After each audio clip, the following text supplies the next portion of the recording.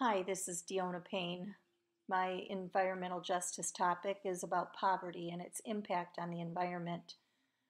More specifically, I'd like to talk about how social injustices like racism, discrimination, and segregation can lead to poverty and indirectly to environmental injustice. While there are numerous things that can lead to poverty and equally numerous populations that are affected by poverty, for this presentation, I will be focusing only on the issue of racism to show the progression from a social justice issue to an environmental one. I'm also going to discuss how one woman, an environmental justice activist by the name of Majora Carter, exemplifies the qualities that we've so often read and talked about this semester in regard to women and their relationship with the environment. So, how does racism lead to poverty? Well, social injustices like racism often lead to things like discrimination and segregation. These oppressive behaviors toward any specific minority population marginalizes that population, creating a situation of inequality. Inequality then limits access to things like quality education and employment, which often quickly leads to poverty. Poverty, in turn, makes it difficult to obtain and retain affordable housing, food security, and health care. Extreme poverty creates a sense of urgency and hopelessness, which all too often thrusts victims into criminal and violent behaviors, often resulting in death or prison. This could be a contributing factor to the high number of single parent families in poverty, which is most often a woman. As you can imagine, once a person falls into this pit of poverty, it can be extremely difficult to climb out. So, this cycle tends to perpetuate itself like disease that spreads downward into the next generation, and so on. A very good historical example of how racism led to an environmental injustice issue is something called white flight. White flight was a phenomenon that occurred for the most part when the Civil Rights Act was passed in 1964. The majority of white people began moving out of the city and into the suburbs, leaving blacks and other minorities to fend for themselves as a segregated population. They took with them the majority of businesses too, so that what was left was sparse employment and none of the privileges that had been plentiful while the white community resided there. Things as critical as grocery stores or access to healthy food were no longer available.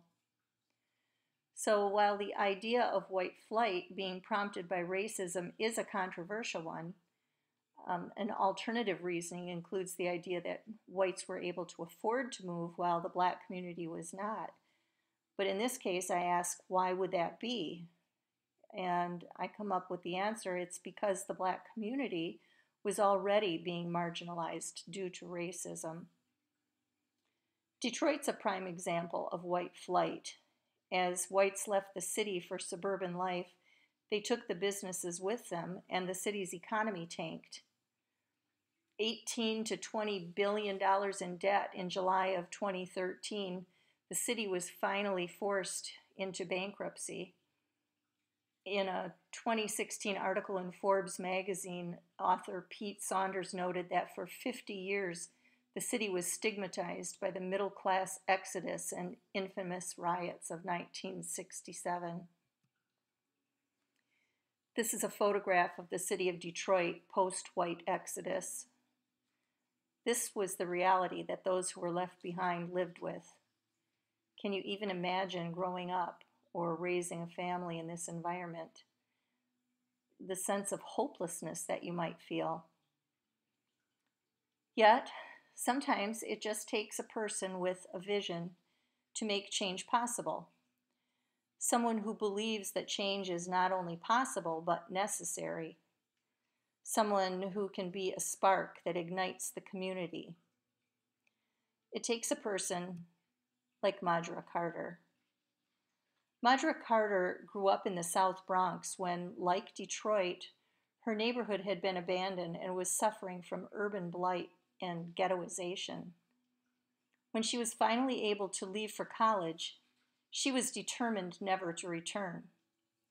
However, life usually has its own agenda, and while attending grad school, the money ran out and she needed to move back home with her parents in order to finish.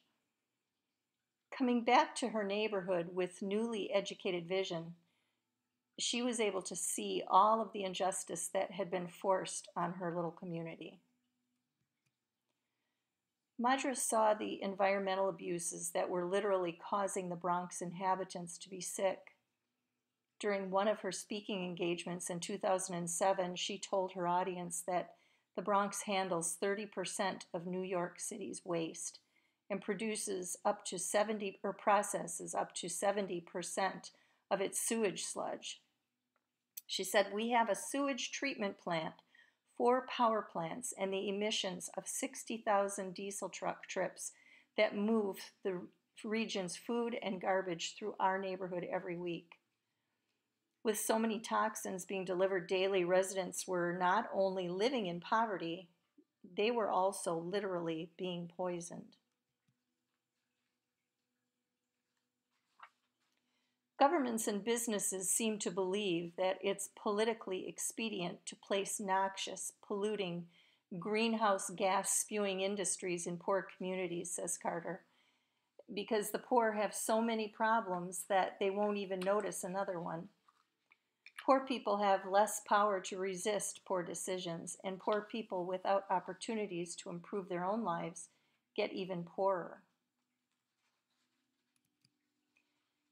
As we learned in week 8, children are at a much greater risk of illness due to environmental toxins, and women too are at a heightened risk in regard to pregnancy and reproductive health.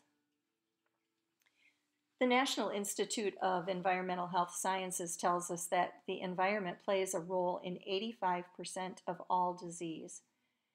And investigators with the Columbia Center for Children's Environmental Health have found evidence of a link between early exposures to urban air pollutants that are formed by the combustion of gasoline and other fossil fuels and children's cognitive development. Some subgroups of children are especially susceptible to the ingestion of environmental chemicals, and children living at or below poverty line who live in older housing are disproportionately at the greatest risk of lead poisoning. We've talked at length this semester about the strong relationship that women have with the environment. Historically, we've learned women have been the key players when it comes to protecting the environment and nurturing the Earth's inhabitants. Now, Marjorie Carter didn't set out to become an environmental justice activist, but she couldn't ignore the abuse she saw all around her. She began her intervention on behalf of the Bronx by activating masses of people, mostly women, by connecting the dirty industries of the neighborhood to the health problems that their children and they themselves suffered. They fought back against Mayor Rudy Giuliani's intent to move all of New York City's waste through the Bronx, and they won. That inspired the community to do more, and eventually they were able to make some amazing changes in the South Bronx. With help from various governmental agencies, usually women, Carter was able to obtain a $1 million federal transportation grant to plant the South Bronx Greenway, a network of waterfront and on-street bike paths with opportunities for local economic development.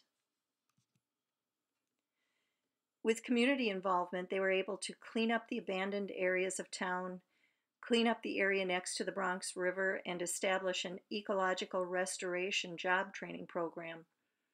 Students learned skills in green-collar fields, from green roof installation to cleaning up contaminated land safely to caring for an urban forest.